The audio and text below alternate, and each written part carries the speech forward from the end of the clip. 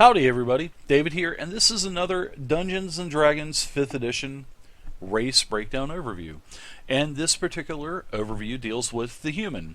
Now the human is a traditional D&D race, like the halfling, the dwarf, the elf. You can find the human in both the basic free PDF from Wizards of the Coast, and you can also find all of the information in the Player's Handbook as well, and the humans start on page 29.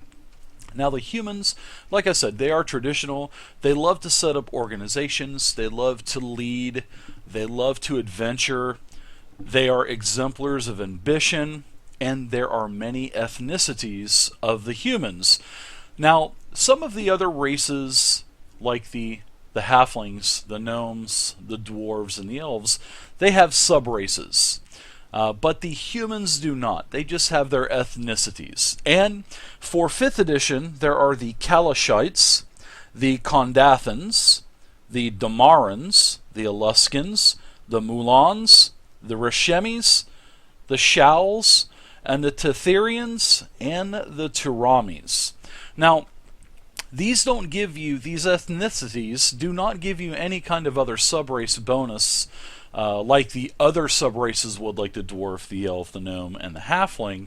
But these are just basically different ethnicities like we have in real life, depending on what region that you're from. And there are all kinds of different name examples and a little bit of lore about each ethnicity as well.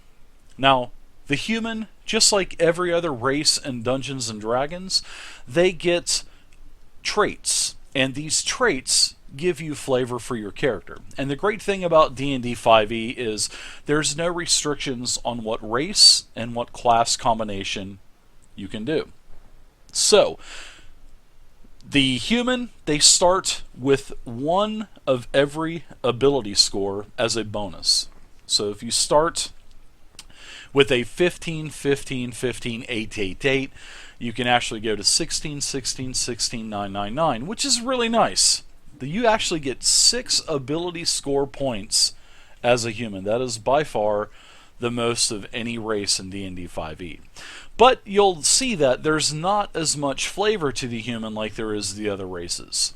Now, the age of humans, they do reach adulthood in their late teens and live less than a century. We all know that the dwarves, the elves, and the other races, they live much longer than the humans. Now, the alignment for humans, they tend towards no particular alignment, so you can be lawful, neutral, evil, and that's the great thing about 5e as well. You don't have to be good, you don't have to be neutral, you don't have to be evil. But just make sure you play your alignment as you've chosen it. Now, the size of humans, they're always between 5 to over 6 feet tall, and regardless of your height, you're always going to have a medium size. Now, there are the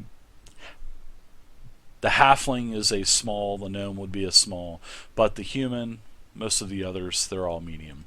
Now, your speed is going to have a base of 30 feet per round, and that is pretty nice. And you can actually speed that up with the mobile feat. That's if you are allowed in your game to take the optional feats. Now, for your languages, you can speak, read, and write Common and 1 extra language of your choice. And then it gives you a little bit of extra information here, saying that humans typically learn the language of their people, of the other people that they deal with, including obscure dialects. They are fond of sprinkling their speech with words borrowed from other tongues, or curses, elvish musical expressions, dwarvish military phrases, and so on.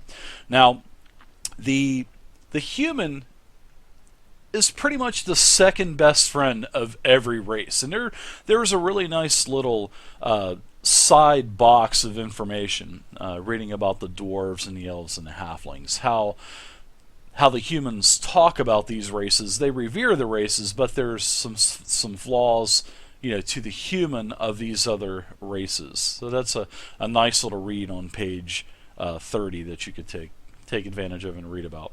Now, the last thing that I want to talk to you about the human in D&D 5e is you'll see this little variant human traits. Now, this is a variant, this is optional, and this is only if your dungeon master, if he or she allows you to do this. Now, If your campaign uses the optional feats, rules in a player's handbook, which are in Chapter 6 with multi-classing and feats, your dungeon master, he or she, may allow these variant traits, all of which replace the human's ability score increased traits. Now, normally you would get pretty much your only bonus is +1 to each ability score. But if you take this variant human trait, you can get rid of the +6, well, +1 to every ability score.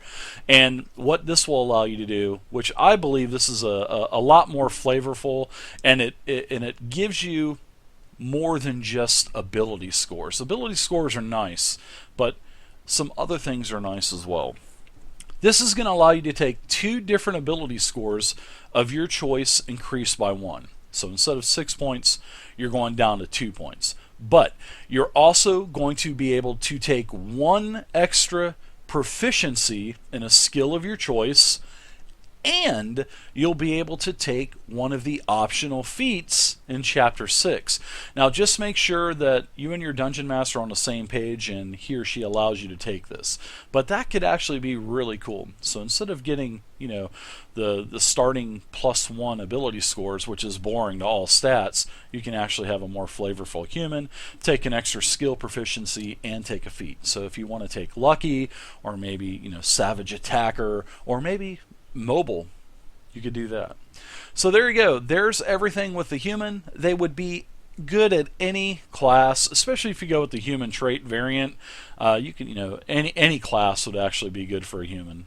I mean, because of the versatility on the stats that you get to choose for whatever ability scores you want to pop up. So, anyways, everybody, thank you guys so much for watching. Please subscribe to the YouTube channel. Please feel free to also leave a comment down below. And if you want to try any characters, I have 840. That's right, 840 Dungeons and Dragons 5th edition characters. All classes, all archetypes from level 1 to level 20 on nice 3-page PDFs. Download them, print them off, take them to your game, try out a class, try a different class out every time you play it. Anyways, thank you guys again, and I will see you next time.